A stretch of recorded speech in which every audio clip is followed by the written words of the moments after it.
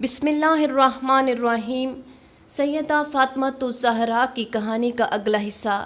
کسی ملک کا ایک بادشاہ جو سیر و شکار کا بہت دل داتا تھا، اس نے ایک دن اپنے وزیر سلطنت کو سامان شکار تیار ہونے کا حکم دیا۔ چنانچہ وزیر نے بات تیاری سامان بادشاہ کو اطلاع دی اور دوسرے روز صبح سویرے ماں وزیر و میر شکار اور دیگر شکاری عملے کے لوگوں کے شکار کھیلنے کی غرض سے شکار گاہ کی طرف روانہ ہو گیا۔ اس مرتبہ بادشاہ کی لڑکی یعنی شہزادی ماں اپنی سہیلی وزیر زادی کے ضد کر کے ہمراہ ہوئی۔ کافی مسافت طے کرنے کے بعد جب یہ شکاری قافلہ ایک سرسبز و شاداب جنگل میں پہنچا تو سفر سے آسودہ ہونے کے لیے بموجب حکم شاہی اس جگہ خیمے نصب کیے گئے۔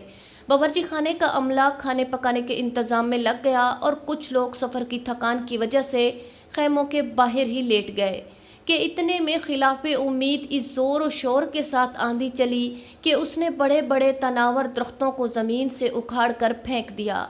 گرد و غبار کی وجہ سے آس پاس کی چیز تک دکھائی نہ دیتی تھی۔ اس طوفانی عالم میں ایک کو دوسرے کی خبر نہ تھی۔ شاہی خیمہ و خرگاہ کا دور دور تک کہیں پتہ نہ تھا۔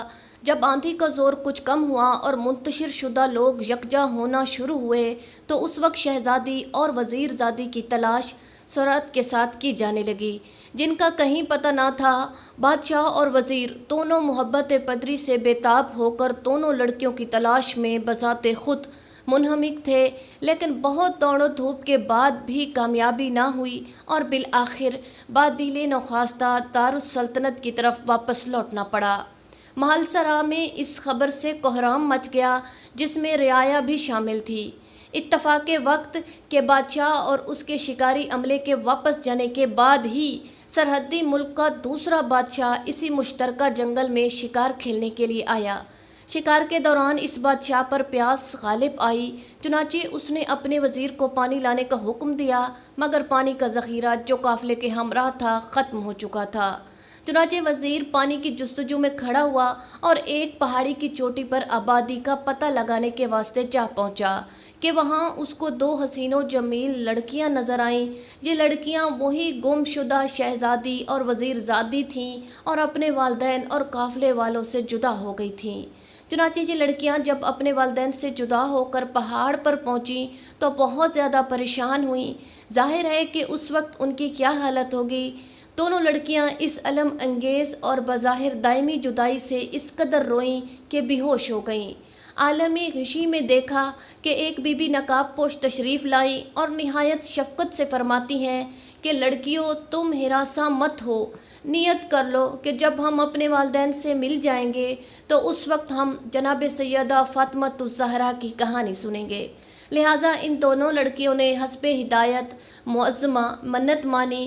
جب غش سے ہوش آیا تو اپنے اپنے واقعہ غشی کو ایک دوسرے سے بیان کر کے منت کی تصدیق کی اور پھر اللہ کے رحم و کرم کی منتظر ہوئیں کہ وزیر مذکور پانی کی تلاش میں یہاں تک آ پہنچا۔ جب اس نے ان دونوں بے یار و مددگار لڑکیوں کو اس طرح پہاڑ کی چوٹی پر دیکھا تو بہت حیران ہوا۔ اس نے پوچھا کہ اے لڑکیوں، تم کہاں کی رہنے والی ہو؟ ذرا اپنے حسب و نسب سے آگاہ کرو اور یہ بتاؤ کہ تم اس سنسان جگہ اور اتنی اونچی پہاڑ کی چوٹی پر کیسے پہنچی؟ وزیر کے دریافت کرنے پر دونوں لڑکیوں نے آبدیدہ ہوتے ہوئے اپنا سارا واقعہ بیان کرنے کے بعد اپنے حسب و نسب اور مراتب سے بھی اس کو آگاہ کر دیا۔ وزیر ان لڑکیوں کے حالات سے آگاہ ہونے کے بعد فوراً اپنے بادشاہ کے پاس گیا اور اس سے سارا واقعہ بالتفصیل بیان کیا۔ بادشاہ اس واقعے کو سن کر بہت متاثر ہوا اور وزیر کو حکم دیا کہ اگر وہ لڑکیاں اپنی خوشی سے آنا چاہتی ہوں تو ان کو جا کر فوراً لے آؤ۔ بادشاہ کے حکم کی تعمیل میں اس مرتبہ وزیر مذکور مع چند آدمیوں اور سواری کے ان لڑکیوں کے پاس پہنچا۔ ہمراہیوں کو پہاڑ کے دامن میں چھوڑ کر خود پہاڑ کی چوٹی پر پہنچا اور دریافت کیا کہ اے لڑکیوں، تم ہمارے ساتھ چلو گی؟ لڑکیاں راضی ہو گئیں۔ وزیر نے دونوں کو پہاڑ کے نیچے اتارا اور سواری پر سوار کر کے باعزت اپنے بادشاہ کے پاس لے گیا، جو ان سب کو اپنے دارالسلطنت میں لے آیا۔ مخبران شاہی کے ذریعے پہلے بادشاہ کو یہ اطلاع مل گئی کہ اس کی گمشدہ دختر ماں وزیر زادی کے اس کے پڑوسی بادشاہ کے ہاں موجود ہے۔ اس نے اپنے وزیر کو ماں تحائف کے اس بادشاہ کے پاس روانہ کیا اور خط کے ذریعے یہ خواہش ظاہر کی کہ ہماری لڑکیاں جو تم کو ملی ہیں ان کو ہمارے پاس بھیج دو۔ جب یہ خط اس بادشاہ کو ملا تو اس نے جواب تحریر کیا کہ آپ کی بچیاں یہاں خیریت سے ہیں اور میرے پاس آپ کی امانت ہیں، البتہ میری خواہش ہے کہ آپ شہزادی کی شادی میرے لڑکے سے اور وزیر زادی کی شادی میرے وزیر کے لڑکے سے کر کے مجھے شکریہ کا موقع دیتے ہوئے اپنی محبت میں اضافہ کریں گے۔ چنانچہ بادشاہ نے یہ بات کچھ غور و فکر کے بعد منظور کر لی، لہٰذا دونوں لڑکیاں باعزت و احترام کے ساتھ واپس کر دی گئیں۔ اب حسب وعدہ تاریخ مقرر ہوئی اور طرفین میں سامان شادی ہونے لگا۔ آخر کار وہ وقت بھی آ پہنچا جب دونوں لڑکیوں کی شادی مذہبی رسوم کے مطابق کر دی گئی۔ دلہنیں رخصت ہو کر سسرال چلیں۔ اتفاق کے وقت کہ اور سامان جہیز تو ساتھ کر لیا گیا، مگر شادی کا لوٹا جو نہایت قیمتی تھا وہیں رہ گیا، اور اس کا اس وقت کے رسم کے لحاظ سے ساتھ جانا نہایت ضروری تھا۔ راستے میں شام ہو گئی۔ باراتیوں نے رات ہو جانے کی وجہ سے ایک محفوظ جگہ پر قیام کیا۔ اس وقت حسب ضرورت لوٹے کی تلاش ہوئی تو لوٹا نہ ملا۔ معلوم ہوا کہ وہیں چھوٹ گیا ہے۔ وزیر نے ایک خاص سپاہی کو روانہ کیا کہ لوٹا لے آئے۔ جب سپاہی وہاں پہنچا تو کیا دیکھتا ہے کہ جہاں محل تھا وہاں اب ایک میدان ہے، نہ تخت ہے، نہ تاج، نہ بادشاہ، نہ فوج، کچھ بھی نہیں، صرف لوٹا میدان میں رکھا ہوا ہے جس کا کوئی نگران بھی نہیں ہے۔ سپاہی نے چاہا کہ لوٹا اٹھا لے لیکن ممکن نہ ہو سکا، اس لیے کہ اس نے جیسے ہی لوٹے کی طرف ہاتھ بڑھایا تو ایک خطرناک کالے سانپ نے لوٹے کے اندر سے پھن نکالا اور اس کو کاٹنے کے لیے لپکا۔ سپاہی اچھل کر پیچھے ہٹا۔ اس نے بہت کوشش کی کہ لوٹا اٹھا لے مگر ممکن نہ ہوا۔ سانپ ہر مرتبہ سد راہ ہوتا تھا۔ مجبوراً اپنے ملک کی طرف واپس ہوا اور وزیر کے توسط سے سارا واقعہ بادشاہ کے گوش گزار کیا۔ بادشاہ کو یہ سن کر حیرت ہوئی اور کچھ دیر تک غور و فکر میں ڈوبا رہا، اور پھر لڑکیوں کے پاس گیا اور بولا کہ معلوم ہوتا ہے کہ تم دونوں جادوگرنیاں ہو یا بدروح ہو جو انسانی شکل اختیار کر کے نئے نئے شعبدے دکھلا رہی ہو۔ اس وقت تو میں تم دونوں کو قید کرتا ہوں، البتہ کل صبح قتل کر دوں گا۔ یہ کہہ کر بادشاہ غیظ و غضب میں بھرا ہوا اپنے خیمے میں واپس آیا اور دونوں دلہنیں خیمہ میں قید کر دی گئیں۔ جب دونوں لڑکیوں نے اپنے آپ کو اس حال میں پایا تو وہ فوراً سے بے تاب ہوتے ہوئے ایک دوسرے سے گلے مل کر خوب روئیں اور کہنے لگیں کہ معلوم نہیں کیا ماجرا ہے کہ کل شادی ہوئی، دلہن بنائی گئیں اور آج قید خانے میں قیدی بنے ہیں، اور اب کل ہمارا چراغ حیات گل کر دیا جائے گا۔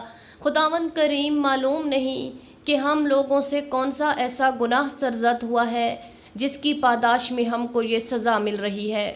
میرے معبود تو معاف کر دے۔ یہ کہہ کر اتنا روئیں کہ بے ہوش ہو گئیں۔ عالم غشی میں دیکھا کہ وہی بی بی جو پہاڑ پر نظر آئی تھیں پھر نظر آئیں اور با کمال شفقت فرمایا، لڑکیوں تم نے پہاڑ پر منت مانی تھی کہ جب ہم اپنے والدین سے ملیں گی تو جناب سیدہ فاطمۃ الزہرا کی کہانی سنیں گی۔ تم دونوں اپنے ماں باپ سے ملی مگر کہانی نہ سنی، اسی وجہ سے عذاب تم پر نازل ہوا ہے۔ اب بھی غنیمت ہے، اسی زندان میں کہانی سنو، اللہ تعالیٰ جناب سیدہ کے طفیل میں تمہاری مشکل کو آسان کر دے گا۔ لڑکیوں نے کہا کہ اس قید خانے میں درہم کہاں ہیں جو ہم کہانی کے لیے شیرینی منگائیں، اور پھر لائے گا کون؟ معظمہ نے فرمایا، گھبراؤ نہیں، تمہارے دوپٹے کے آنچل میں سے 2 درہم تم کو ملیں گے، اور خیمے کی پشت پر سے ہی ایک آدمی جاتا ہوا نظر آئے گا، بازار قریب ہے، وہ شیرینی لا دے گا۔ یہ کہہ کر معظمہ غائب ہو گئیں۔ لڑکیوں کو ہوش آیا، ایک نے دوسرے سے عالم غشی کا واقعہ بیان کیا، اور پھر شہزادی نے دیکھا کہ اس کے آنچل سے 2 درہم بھی برآمد ہوئے۔ دونوں بہت خوش ہوئیں۔ صبح پشت خیمہ سے ایک سنے رسیدہ آدمی کو جاتے دیکھ کر ان کو بلایا اور پھر اپنا مدعا بیان کیا۔ چنانچہ انہوں نے 2 درہم کی شیرینی ان لڑکیوں کو لا کر دے دی۔ پھر دونوں لڑکیوں نے ایک دوسرے سے اسی قید خانے میں کہانی سنی اور پھر دعائیں مانگیں۔ اتنے میں شاہی جلاد بھی وہاں آن پہنچا اور دونوں لڑکیوں کو قتل گاہ کی طرف لے جانے کے لیے آگے بڑھا کہ دونوں لڑکیوں نے یک زبان ہو کر کہا کہ پہلے ہم کو بادشاہ کے پاس لے چلو کہ ان سے ہم کو کچھ باتیں کرنی ہیں۔ چنانچہ لڑکیاں بادشاہ کے سامنے پیش کی گئیں۔ انہوں نے بادشاہ سے مؤدبانہ عرض کیا کہ اس مرتبہ آپ پھر اپنے کسی آدمی کو ہمارے یہاں بھیج کر وہاں کے حالات دریافت کرا لیجئے۔ اگر اب بھی وہی حالات ہیں تو بے شک ہم کو قتل کرا دیجئے۔ بادشاہ نے لڑکیوں کی یہ بات منظور کر لی اور اسی سپاہی کو جو نہایت سچا تھا لڑکیوں کے باپ کے یہاں بھیجا کہ جا کر دریافت حال کرے۔ چنانچہ اس نے وہاں جا کر دیکھا کہ محل شاہی اور تخت و تاج سب پر دستور موجود ہے۔ وہ بے حد حیرت زدہ ہوا اور سارا واقعہ آ کر اس نے بادشاہ سے کہہ سنایا۔ بادشاہ اس وقت لڑکیوں کے پاس گیا اور پوچھا کہ یہ کیا ماجرا ہے؟ میں بہت زیادہ حیرت میں پڑ گیا ہوں اور چاہتا ہوں کہ تم لوگ میرے اس استعجاب کو دور کرو۔ لہٰذا بادشاہ کا ایما پا کر لڑکیوں نے اپنی تمام حقیقت پہاڑ پر پہنچنے، اپنے بے ہوش ہونے، جناب سیدہ کی کہانی سننے کی منت ماننا اور اپنے ماں باپ سے ملنے پر منت کو فراموش کر دینے اور اس کو پورا نہ کرنے کی ساری داستان مفصل کہہ سنائی، اور پھر کہا کہ اب جب کہ ہم نے وہ کہانی سن لی تو وہ عتاب الہی جو ہم پر نازل ہوا تھا اب ختم ہو گیا ہے اور ہم مطمئن ہو گئے ہیں۔ چنانچہ بادشاہ نے یقین کر لیا اور اسی وقت لڑکیوں کو رہا کر کے ان کی عزت و احترام کو اسی طرح بحال کرتے ہوئے ہنسی خوشی اپنے وطن کی راہ لی۔ یہ کہانی سنانے سے کہہ کر وہ معظمہ روپوش ہو گئیں۔ سنارن اپنے گھر واپس آئیں۔ جس طرح سنارن کی مراد خداوند عالم نے بطفیل جناب سیدہ پوری کی، اسی طرح رب العالمین محمد و آل محمد کے صدقے میں جملہ سننے والوں کی مرادیں بر لائے۔ آمین ثم آمین۔ کہانی ختم ہو گئی ہے۔ اب آپ کو صرف یہ بتانا باقی رہ گیا ہے کہ کہانی ختم ہونے کے بعد شیرینی تقسیم ہونے سے پہلے زیارت جناب سیدہ عالم کا پڑھنا ضروری ہے۔ ناظرین، مزید اس طرح کی ویڈیوز کو جاننے کے لیے ہمارے چینل کو سبسکرائب کریں، ویڈیو کو لائک کریں اور شیئر کریں۔ شکریہ۔